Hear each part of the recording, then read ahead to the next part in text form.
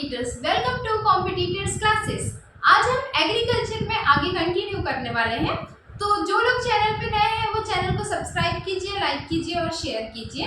इससे पहले एग्रीकल्चर का जो वीडियो आया था उसमें मैंने इंट्रोडक्शन दिया था कि हमको एग्रीकल्चर में एक्चुअली पढ़ना क्या है, तो वो हमने एज ए सिनॉप्सिस यूज़ किया था और आज हमारी एक्चुअल क्लास शुरू होने वाली है। तो स्टार्टिंग में मैं कुछ ऑर्गेनाइजेशंस के साथ या एक इंस्टीट्यूशंस के साथ शुरू करने वाली हूँ, जैसे ICAR। मैंने आपको ICAR, IARI के बारे में इंट्रोडक्टरी एक दिया था सिनॉप्सिस में कि हमको क्या क्या पढ़ना है। तो एग्रीकल्चर के लिए ICAR कितना इंपॉर्टेंट है ये सब आप लोग जानते ही हैं। इससे हर कॉम्पिटिटिव एग्जाम में, चाहे एग्रीकल्चर से रिलेटेड नेट का हो या नाबार्ड के एग्जाम्स हो या कोई गवर्नमेंट जॉब के लिए कोई भी एग्जाम हो, सभी में इससे क्वेश्चंस आते ही हैं।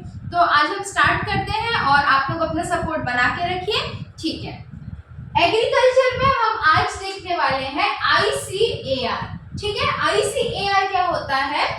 Indian council of agricultural research. ICAR का फुल फॉर्म बहुत इंपॉर्टेंट है, Indian council of agricultural research, ठीक है। Indian council of agricultural research. नाम से ही समझ में आ रहा है कि एग्रीकल्चर के ऊपर रिसर्च करने के लिए एक काउंसिल बनाई गई इंडिया में, जिसका नाम था Indian council of agriculture research, जिसको ICAR बोलते हैं। अच्छा, पहले तो हमको ये देखना है कि इसका फॉर्मेशन किस तरीके से हुआ, क्यों हुआ, कब हुआ, ये सारी चीजें बहुत इंपॉर्टेंट है, ठीक है। तो देखो क्या था, 1926 का टाइम चल रहा था, 1926 का, मतलब जब हम स्वतंत्र नहीं हुए थे, हम ब्रिटिशर्स के टाइम पे थे। उस टाइम पे जो वाइसरॉय थे वो कौन थे? लॉर्ड लिनलिथगो, ठीक है। लॉर्ड लिनलिथगो उस टाइम के वाइसरॉय थे। उन्होंने royal commission on agriculture form किया। क्या किया? एक एग्रीकल्चर के ऊपर एक कमीशन फॉर्म किया जिसको रॉयल कमीशन ऑन एग्रीकल्चर बोलते हैं। यहाँ से क्या क्या क्वेश्चंस बन सकते हैं? पहला question, royal commission on agriculture कौन सी ईयर में फॉर्म किया गया? 1926 में फॉर्म किया गया। इस समय जो वाइसरॉय थे वो कौन थे इंडिया में? लॉर्ड लिनलिथगो थे, ठीक है। या ये पूछ सकते हैं कि लॉर्ड लिनलिथगो के टाइम पे कौन सा कमीशन लॉन्च किया गया? तो रॉयल कमीशन ऑन एग्रीकल्चर जो है वो लॉन्च किया गया, किस ईयर में किया गया? 1926 में किया गया। घुमा के इस फैक्ट के साथ क्वेश्चंस पूछे जाते हैं, बिल्कुल पूछे गए हैं, ठीक है। तो ये हुआ स्टार मार्क्ड। स्टार मार्क मतलब जो क्वेश्चंस ऑलरेडी आ चुके हैं या बन चुके हैं, ठीक है। अच्छा, ये जो रॉयल कमीशन ऑन एग्रीकल्चर था, इसने एक रिकमेंडेशन दिया, यहाँ मैंने शॉर्ट में लिखा हुआ है, एक रिकमेंडेशन दिया। क्या रिकमेंडेशन दिया? इन्होंने बोला कि हमको एक imperial council to promote agri research करना चाहिए। मतलब एग्रीकल्चर में रिसर्च करने के लिए हमको एक इंपीरियल काउंसिल बनाना चाहिए, ठीक है। इंपीरियल क्या होता है? इंपीरियल जो उस टाइम पे हम ब्रिटिशर्स के लिए यूज करते थे, बहुत सारे फॉरेस्ट्री के लिए भी इंपीरियल काउंसिल्स बनाए गए थे। तो उसी तरीके से एग्रीकल्चर में रिसर्च को प्रमोट करने के लिए एक काउंसिल बनाना चाहिए। ये किसकी रिकमेंडेशन थी? रॉयल कमीशन ऑन एग्रीकल्चर की रिकमेंडेशन थी, ठीक है। अब इस रिकमेंडेशन को मानते हुए, ठीक है, इस रिकमेंडेशन को मानने के लिए क्या किया गया? 1928 में इस रिकमेंडेशन ने अपनी रिपोर्ट की। ये भी एक फैक्ट है जिसको याद रखना है, ठीक है। 1928 में, और इनकी रिकमेंडेशन को मानते हुए 16 जुलाई 1929, ठीक है, यहाँ से क्लियर दिख रहा होगा, 16 जुलाई 1929 को imperial council of agriculture research, जिसको ICAR बोला जाता था, वो एस्टेब्लिश हुआ। कब हुआ?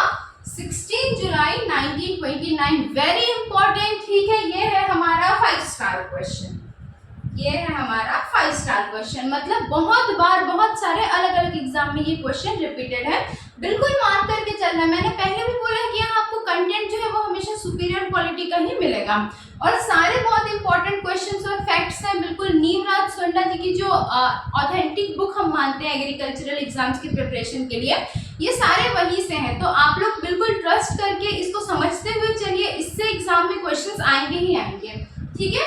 तो यहाँ तक के हमने देखा कि imperial council of agricultural research कैसे बना, ये हमने देख लिया यहाँ तक के। इसका हम क्विक रिवीजन करेंगे ताकि आपको यहीं के यहीं याद होती चले चीजें। अब ये तो इंपीरियल था, ठीक है।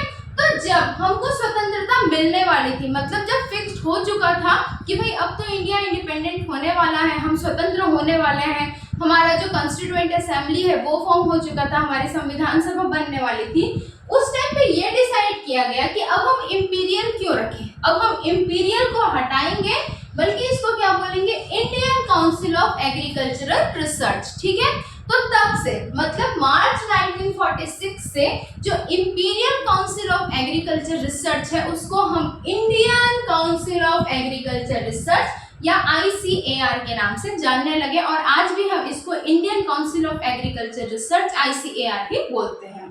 ठीक है, अब इसके जो फर्स्ट डायरेक्टर जनरल थे, किसके, ICAR के जो first DG, first director general, उनका नाम था डॉक्टर BP पाल। वेरी इंपॉर्टेंट रिपीटेड क्वेश्चन है, ठीक है, स्टार मार्क्ड है।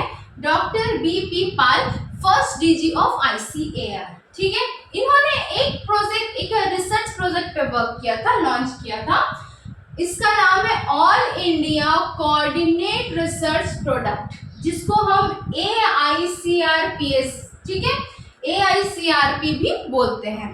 अच्छा, ये मैं आपको इसलिए बता रही हूँ क्योंकि पूछा जाता है एग्जाम में कि AICRP किसने लॉन्च किया था, तो डॉक्टर BP पाल ने लॉन्च किया था, जो कि फर्स्ट DG थे किसके, ICAR के। ठीक है, कब किया था इन्होंने, 1965 में लॉन्च किया था। अच्छा, एक कमेटी के बारे में क्वेश्चन अक्सर पूछा जाता है, गजेंद्र गाडकर कमेटी। कौन सी कमेटी, गजेंद्र गाडकर कमेटी। क्वेश्चन इस तरीके से पूछ सकते हैं कि गजेंद्र गाडकर कमेटी किससे रिलेटेड है। जैसे आपको 4 ऑप्शंस दे दिए, फॉरेस्ट्री से रिलेटेड है, एग्रीकल्चर से रिलेटेड है, हिस्ट्री से रिलेटेड है, या वाटर पॉल्यूशन से रिलेटेड है। ठीक है, इस तरीके से क्वेश्चन देते हैं। तो गजेंद्र गाडकर कमेटी किसके ऊपर रिलेटेड है, किससे रिलेटेड है, एग्रीकल्चर से रिलेटेड है, ICAR से रिलेटेड है। इनका काम था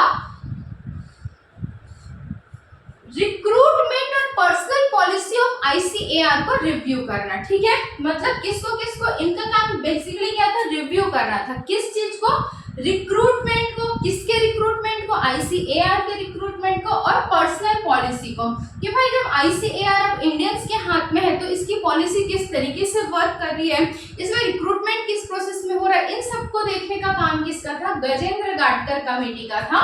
गजेंद्र गाडकर कमेटी सन 1972 में 1972 में फॉर्म हुई थी।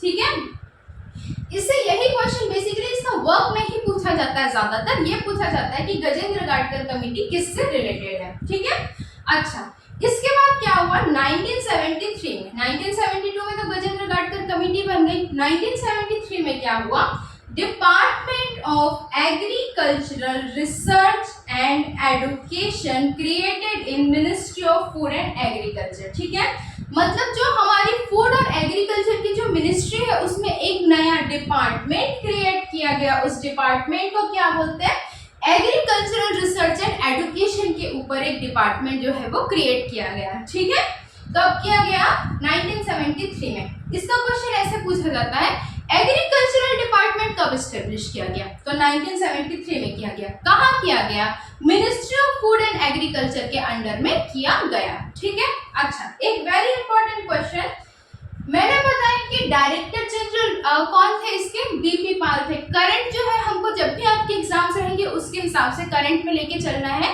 कि एट प्रेजेंट जो DG है वो कौन है करके। ठीक है, लेकिन जो प्रेसिडेंट होते हैं ICAR के, ठीक है, डायरेक्टर जनरल अलग पोस्ट है, प्रेसिडेंट अध्यक्ष अलग पोस्ट है।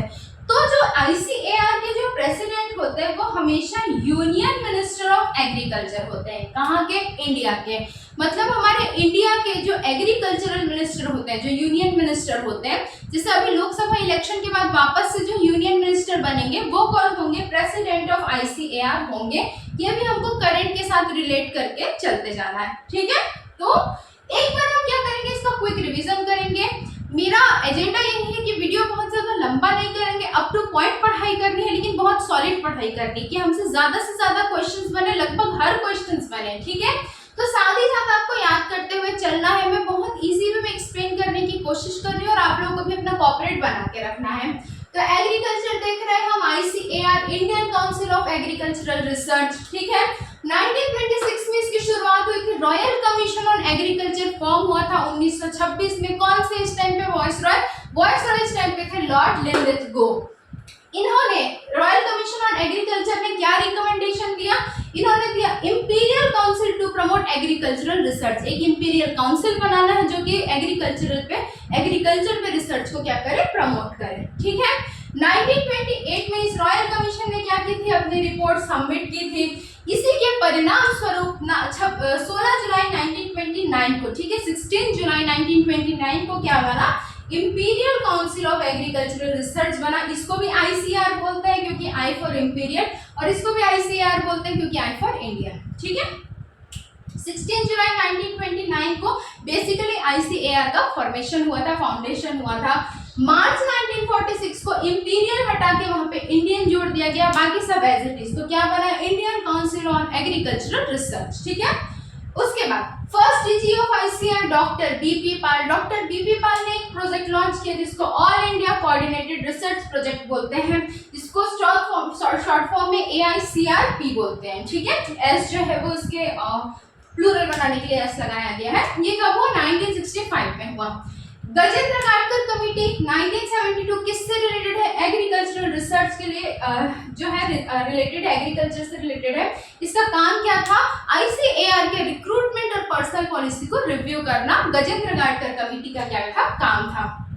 1973 में क्या एस्टेब्लिश हुआ, डिपार्टमेंट ऑफ एग्रीकल्चर एस्टेब्लिश हुआ, department of agriculture research and education. ठीक है, ये क्वेश्चन आता है कि डिपार्टमेंट ऑफ एग्रीकल्चर कौन से ईयर में इंट्रोड्यूस हुआ, 1973 में हुआ। किसके अंडर में आता है, ministry of food and agriculture के अंडर में आता है। प्रेसिडेंट, किसके प्रेसिडेंट, आईसीएआर के। आईसीएआर के प्रेसिडेंट कौन होते हैं, जो एग्रीकल्चर के लिए यूनियन मिनिस्टर होते हैं इंडिया के, वो हमेशा एक्स ऑफिशियो जो होते हैं प्रेसिडेंट होते हैं, किसके, आईसीएआर के। तो ये जो है, ये सारी चीजें बहुत इंपॉर्टेंट है, इनसे हर एग्जाम में एग्रीकल्चर से रिलेटेड या फॉरेस्ट्री से रिलेटेड एग्जाम्स में क्वेश्चंस पूछे गए हैं। चाहे आप कॉलेज एंट्रेंस एग्जाम की तैयारी करो, आप पीएचडी की करो, नेट करो, सेट करो, या फिर किसी भी गवर्नमेंट जॉब के लिए एग्रीकल्चरल बेस्ड करो, सब में इससे क्वेश्चंस आते ही हैं। तो बिल्कुल बहुत इंपॉर्टेंट क्लास है, और फिर मिलते हैं हम लोग अगली क्लास में। आप लोग अपना सपोर्ट बना के रखिए, सपोर्ट बनाने में आप लोग कंजूसी नहीं करोगे, आपका सपोर्ट मेरे लिए भी मोटिवेशन का काम करता है। तो चलो ठीक है, फिर मिलते हैं अगली क्लास में। Okay bye.